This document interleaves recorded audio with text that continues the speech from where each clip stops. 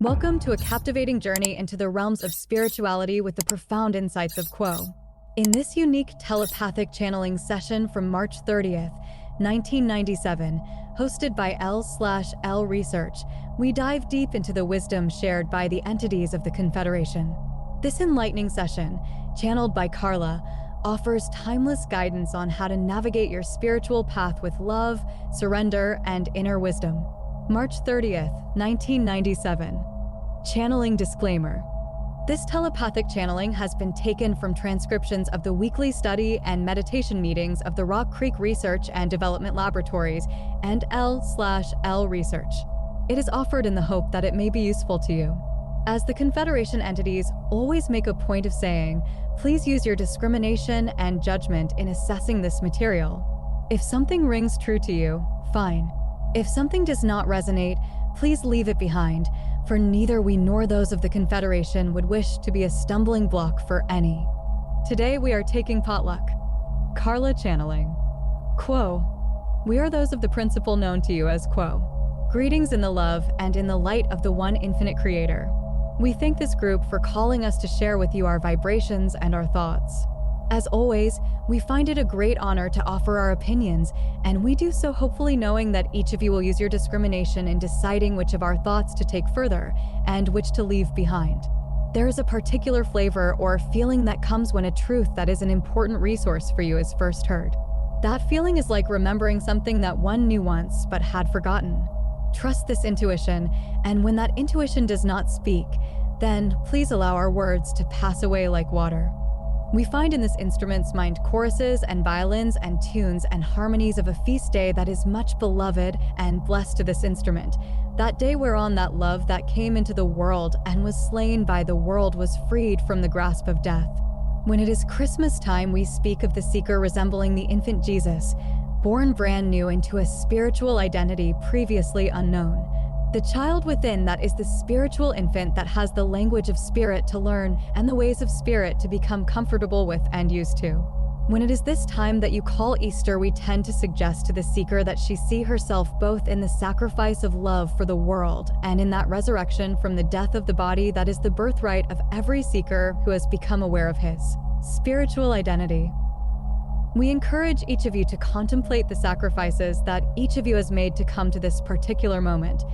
Not simply to this particular house or to this particular group, but certainly involving that momentary situation that is shared by all of you at this time. It is a measure, a clumsy one, but a yardstick of sorts, when looking at the self and its travail and difficulty in walking this spiritual path to reflect upon the amount of love, the amount of, shall we say, even surrender that is brought by the self to the chances and changes of mortal existence. For, truly, it is not so much a question of what one does to be of service as it is a question of how much love was brought to offering the service. A common misperception of those that walk the spiritual path is that there is something specific, some vocational career, that someone is supposed to be doing. There is this urgency of feeling that it is time to serve. It is time to move on with the mission for which I came to this place, and as we have said before through this instrument, it is our feeling that that idea of a career is a chimera unless that career is seen to be a vocation of being. There is that within each of you that is perfect. Each of you is a hologram of the one great original thought, and this is carried in an undistorted form in every cell of your physical body and all of the subtler bodies which make up your mind and body and spirit in its complexity. You cannot take a breath that is closer to you than the Creator in all of its perfection. Therefore, as each seeks to be of service and to know what is next, what is the pattern, what is the rhythm, no matter how many tools and resources the seeker finds in other people in the way they live, in what they teach, in what they have written, and so forth. Yet within the self, in those caverns and labyrinths of self within the mind, the help that is hungered for lies waiting to be touched by the spirit willing to plunge ever deeper into that system of roots of mind that bring one from the present moment through all of time and space and all the ways of humankind, shall we say, to that ocean of oneness within which each of the sparks of love that you are swimming in, as the dolphins swim in the waters of your planet. Within you is the creature that knows and loves the ocean of consciousness within. And yet within the illusion, you walk upon the dry land and can only carry that ocean within. And upon the dry land there is dust and time and sorrow, and the heart grows weary and the spirit lacks. And yet within each cell of your body there is rejoicing and gladness and fullness. Oh, to be able to touch the realization that lies waiting. As each of you knows well, we always recommend the daily time of meditation. If it be only for 5 minutes, that is a time that you have carved out that is held for no one but the Creator. This is a gift of self to self, and no matter how poorly you listen to the silence, no matter how many voices rise and fall away within the mind, yet still that intention has been made. And as this is repeated and repeated through your time, there comes to be that feeling of habit that helps the seeker to continue the journey of discovery that she has begun. For like anything else that uses up time, it is something that can be made habitual, and the choice to do that, to get into that habit, is truly a choice that will deepen the feeling of working with the spiritual path and having some input as to how that path is walked. We have also suggested many times the light touch, for as the seeker grows more persistent, there is the need for balance, so that each time that there is a rededication of self then, so there should be a reacquisition of the awareness of the self as the Fool. For it is that which inspires and draws on, which is to be greatly loved and greatly taken seriously, whereas the self with its many distortions and illusions indeed often plays the fool. So the seeker is in the position either of attempting to rationalize foolishness or simply recognize, accept, and love that fool that truly desires the highest and best of truth and beauty. There is an art to aiding the self, and we are aware that the one known as B especially is seeking at this time for ways to nourish the self, to take spiritual vitamins, shall we say, so that when the spirit gets a cold, there is some aid that can be turned to as a resource. The ways of the world, with their specificity and their perfectly natural desire to control and shape events in order to achieve a perceived goal, do not serve the seeker particularly well. The self may be seen to be an absolute that is moving through a series of illusions and is experiencing relative truth, relative realizations, and relative. We find no word for this concept in your vocabulary, but shall we say, ways of balancing non-judgmentally that which has occurred.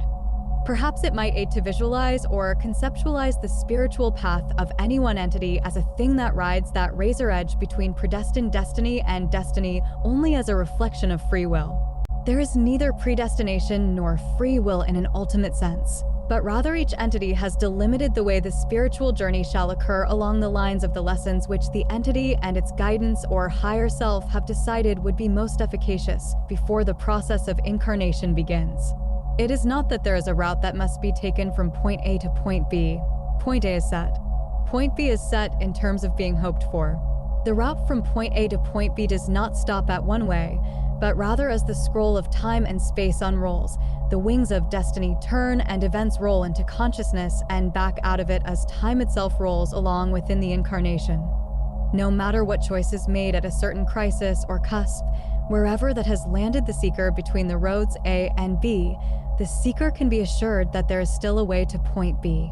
In that sense, you cannot make a mistake. But in the sense of accelerating the process of learning, it is well to work within the self to realize that there is a drift or tendency that can loosely be called destiny, and it is safe, we feel, to say that this destiny is a benign and helpful one, worthy of faith and trust, and, to some extent, able to be made visible by the seeker who is willing to listen and feel and intuit and, truly, in each way that you can simply pay attention. For the way of the Creator is overwhelming. There are signs on every side, synchronicities and coincidences that mount up rapidly when one is paying attention. And so perhaps this is what we would say would be the most helpful of skills to work at, the skill of cooperating with those rhythms of self as movements of spirit that seem to lift one and take one upon the way. When this kind of energy is perceived, allow the self to lean into it, to practice that habit of faith and trust. We are not suggesting that it is always the best way to be passive. This is not so. There are times when the seeker will feel the need to act, and if that is felt, that is right. It is not passivity we are suggesting, but an intelligent consideration of the catalyst which comes your way. Above all, that which nurtures and nourishes the self in its seeking and in all of its striving is remembrance of who and what one is and where one is headed, to come back into that tabernacle shared with the Creator, if only for a second, yet still, That is a powerful thing, and it is always available to turn and turn and turn again, and in all conditions know and see the Creator. This is the work of many lifetimes. We have talked of the open heart, and we are aware that many times when the heart is open, it will be hurt.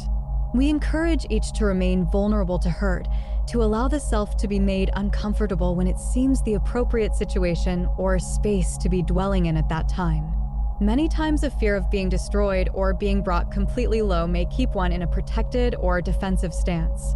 When this is necessary, we encourage it. But whenever possible, we do encourage that continuing willingness to offer the sacrifice of time and attention and feeling to that Creator that has created all things in love and given each iota in creation one request, and that is to love. We would at this time ask if there are any questions from the group. B. Inaudible. Quo. We are those of Quo, and would not mind commenting on that, my brother.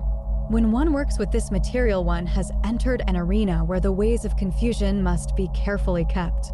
Therefore, we can perhaps best say to you that there has been a good beginning by you in attempting to see into the architecture of the deep mind, and we feel that you have some good beginning concepts. We would suggest that it would be fruitful to continue contemplating this very substantial and helpful part of the mind. The mind, the body, and the spirit are indeed greatly connected. However, we would suggest more thought upon the perception that when one of these three are activated, that all are activated. There is certainly intimate relationships betwixt those three systems which feed into that unity that is the self. However, each to some extent, especially the spirit, works in its own rhythms. We would further suggest that the correspondences betwixt each matrix, potentiator, and so forth be considered, for one may see the archetypical mind as a way of creating music, for instance.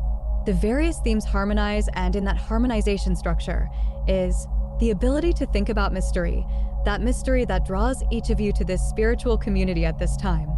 May we answer you further, my brother? B. Not on that topic at this time. Inaudible. Quo. We are those of Quo, and, my brother, we did not take the bite. Is there a further query at this time? Abigail the cat meows. We find that the one known as Abigail has a question, and that is, shall this entity stop talking soon? And to that we find we are going to give an affirmative, for the energy within this group is dancing away, even as we speak. It has been a great privilege and a blessing to be with each of you as you go about your living and your days. We are always there as a silence that you can lean into to help you with your meditation. We express great love for each of you and leave you in that love and that light that is the one infinite Creator. We are known to you as those of Quo. Adonai. Adonai.